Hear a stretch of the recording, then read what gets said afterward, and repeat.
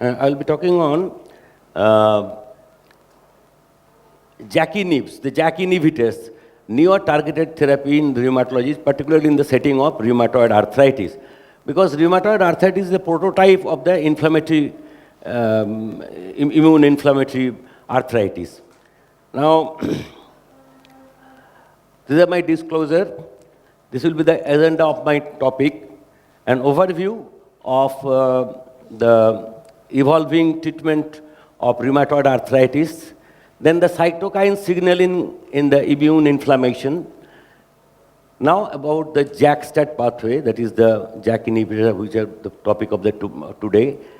And then JAK inhibitors in other diseases other than rheumatoid arthritis. Many diseases are now being treated by the JAK inhibitors, and the efficacy and safety of this molecule. Now, this is the evolution of rheumatoid arthritis treatment over time. After the non-biologic synthetic DMARDs, we had the anti-TNF, etanercept, which was introduced in 1998. Then we had many other anti-TNF like infliximab, then adalimumab, golimumab, like that. Then we had also IL-6 blocker, tocilizumab, abatacept. But in spite of all these, there were still very unmet needs, because there were only 30% inadequate primary response in about 30% of cases, and secondary failure in about another 30% cases. And the most two important patient-related outcomes, that is symptoms of pain and fatigue, were not properly taken care of by these biologics or synthetic DMARDs. This is because of the fact that these biologic DMARDs, they act extracellularly. Now, this cytokine signaling in this immune inflammation, particularly in rheumatoid arthritis, is very complex. There are many cells and cytokines are involved. স্লাইডটা এত খারাপ আসছে কেন? স্লাইডটা এরকম খারাপ হয়েছে কেন? হ্যাঁ, কিছুই তো বোঝা যাচ্ছে না, পড়তেই পারা যাচ্ছে না তো।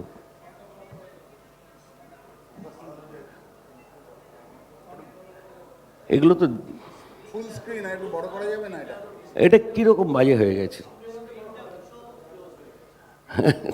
আমাকে, আমি তো নিজেও দেখতে পারবো না।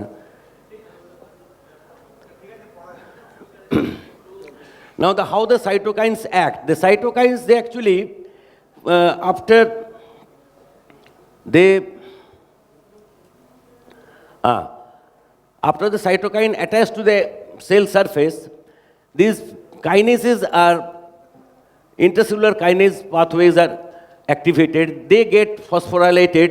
They then activate the transcription factor, that is the STATs. They then enter the cell and they do the gene transcription, and there is cytokine production. Now, coming to this JAK-STAT transduction pathway, how this JAK pathway, there are more than 90 intercellular kinases. Out of these, 4 are very important. That is MAP kinase, SYK kinase, NF-kappa B, and the JAK pathway. Now, all these pathways, they interact with each other except the JAK pathway. They act independently. So the researchers thought it's prudent to just block this JAK pathway so that the other housekeeping function of the this all other kinases are not hampered, because these kinases are very important for housekeeping purpose, like hormone production, hematopoiesis, antiviral. So the JAK pathway, if we block it, we will get minimum amount of side effects. Now, there are 4 JAK in the family, that is JAK1, JAK2, JAK3, and tyrosine kinase 2. And they act through this transcription molecule, that is a STAT. There are 6 STATs, 5A and 5B, so total 7. Now this cytokine signal to different JAK combinations, they always act in pairs, like JAK1 and like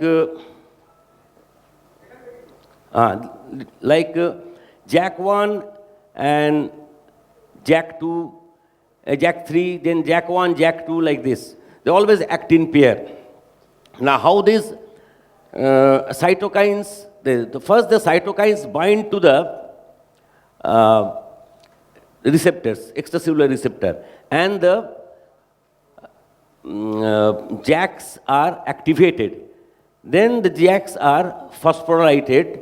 Then after phosphorylation, the STAT, they bind to the JAKs and they get activated. These activated STATs then move on to the nucleus and they then modulate the gene transcription and cytokine production.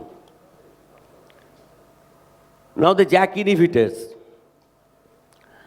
what they do, after the binding of the cytokine, the JAK inhibitors, they block these JAKs so that the JAKs cannot be activated by phosphorylation and the STAT cannot dock with the JAK, and so this gene transcription doesn't occur and cytokine production is reduced. Now what happens, this normal homeostasis of pro-inflammatory and anti-inflammatory cytokine, which happens in rheumatoid with lot of pro-inflammatory cytokine, this is restored by this JAK inhibition. These are the JAK inhibitors which are either approved or in the developmental stage. The first is the tofacitinib, which was approved in the USA in 2012 and is available in India since 2016. Then the baricitinib, which is a JAK1 and JAK2. Tofacitinib is JAK1 and JAK3. So it is available in India since October 2018. Then there are other two, that is upadacitinib and this filgotinib. Now these are only JAK1 inhibitor. So in the near future, probably they will be the main, because JAK1 selectivity is the most important. There are many JAKs, but the most of the cytokines, they use the JAK1 inhibition pathway. So because we don't want the other housekeeping function, because the JAK2 is very important for erythropoiesis. So if we block the JAK1 along with JAK2, we may have this anemia problem or other problems. So JAK1 inhibition is the main. Now this key attribute of these two molecules which are now available, regarding baricitinib, it is a JAK1 and JAK2, it is rapidly absorbed, attaining a peak concentration in 1.5 hours. It has got a short half-life of 12.5 hours, so it can be given once daily. It's very early onset of action. It acts like a magic bullet. In a case of rheumatoid arthritis, we have seen patients who are suffering from last 15, 20 years with biologic ferrios. When you start these JAK inhibitors, within 7 days, the patient's first two important symptoms which bothers the patient, that is patient-related outcome, that is fatigue and pain, these are gone within 7 days. And still it is not known why it is due to that, because it is a complex pathway. Maybe it's due to IL-6, which acts in the insular cortex. The neurologist friends are there. Neurologists must be knowing that this sensation of pain, it is through the complex pathway in the hippocampus and the insular cortex. Probably it is acting on that. So the patient's outcome is very, fast, and the metabolism is mainly hepatic. Only 30% is hepatic metabolism. So it is an advantage that it can be given in patients with mild to moderate hepatic failure, and the drug is cleared more than 64% unchanged in the urine. Regarding tofacitinib, it's also rapidly absorbed and peak concentration is achieved in half an hour. It has got shorter half-life, so it has to be given twice daily. It has also got early onset of benefit, and metabolism is 70% in liver, so it should be avoided in patients with mild or moderate liver cell failure. It can be given in mild liver failure, and only 30% is eliminated in the through kidney.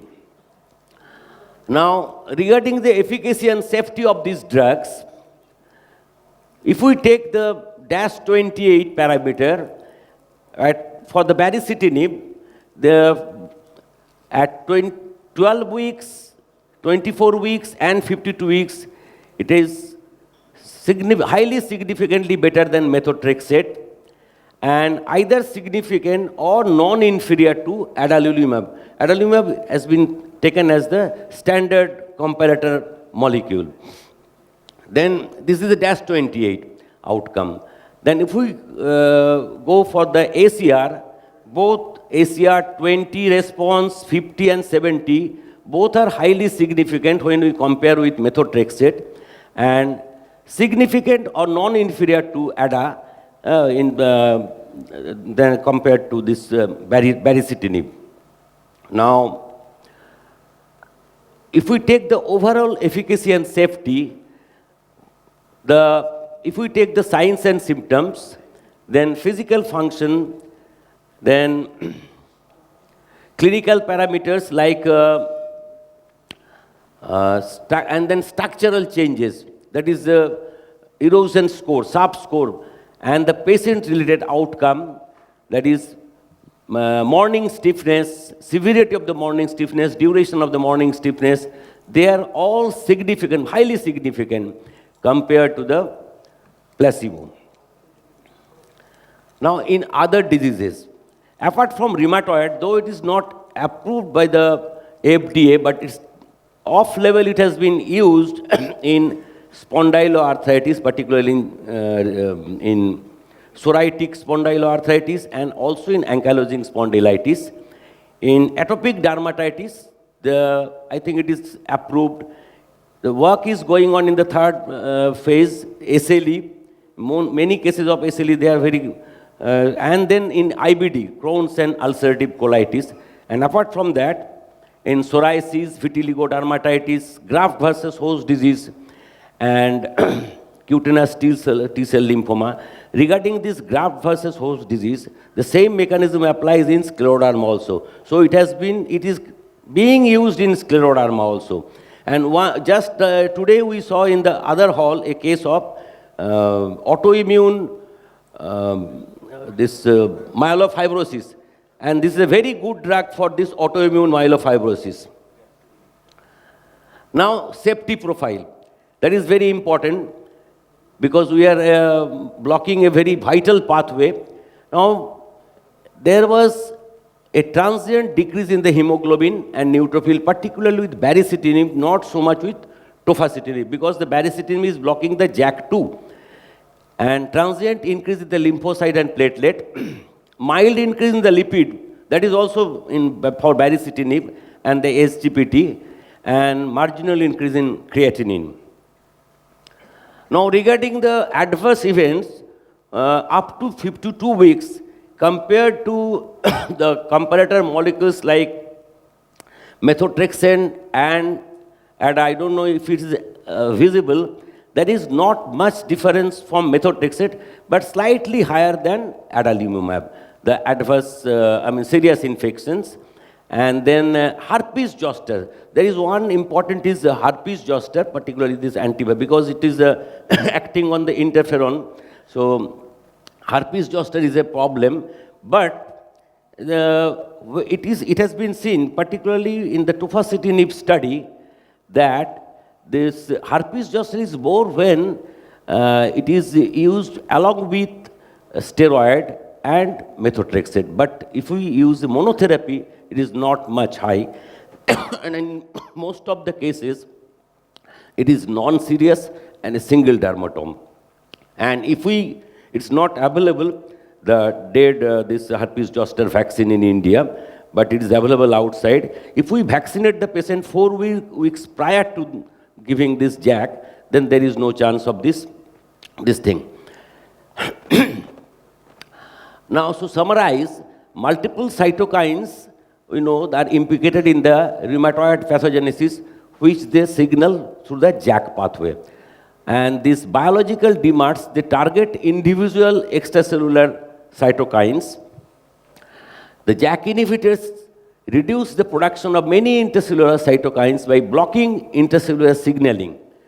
And the JAK inhibitors, they modulate both aspects of innate and adaptive immunity, whereas the anti-TNF, they block the innate immunity, and methotrexate mainly blocks the adaptive immunity.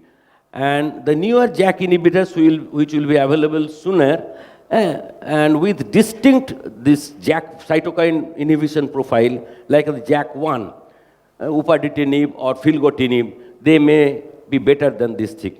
Thank you for your kind attention, and sorry for the bad slide. And the organizers should do something about this. Thank you very much. Thank you, Professor.